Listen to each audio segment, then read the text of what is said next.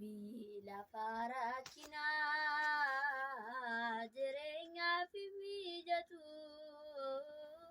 eebbi arataa bulaa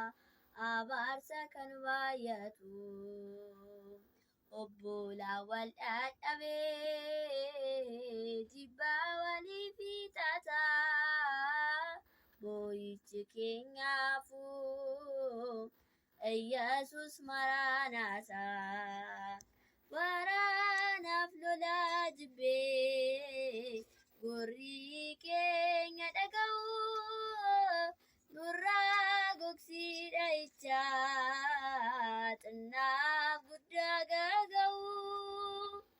addunyaa bilisummaan dacheen nagaan misoomee garaan keenya weeraa biyyaa nuuf wareegame biyyi lafaa rakkinaa jireenyaaf hin mijatu eebbi arataa bulaa abaarsa kan baay'atu obbolaa wal dhadhabee jibbaa walii fixataa boo'ichi keenyaafuu Yesus Maranathaa qa'ee aara galfannaa biyyaa jaalalli roobu kolfaanii burraaquudhaan aduun taas namaan gubu nyaataaf uffannaan dhabee achiin jiru tataa jireenyi Xiyoon keessaa gannaaf bonaa lalisaa biyyi lafaa rakkinaa jireenyaaf hin mijatu eebbi arataa bulaa abaarsa kan baay'atu obbolaa wal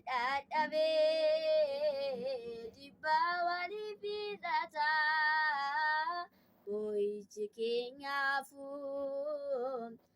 Yesus Maranathaa biyya boqonnaa sanaa dirreen illeef gammachuu yaaddoo keenya baafannee yeroon daasii faarfachuu dhufaatii kee dheebonnee Yesuusitti qabbanaa Maranathaa gooftaa koo argamuun kee fayyinaa biyyi lafaa rakkinaa jireenyaaf hin mijatu eebbi arataa bulaa abaarsa kan baay'atu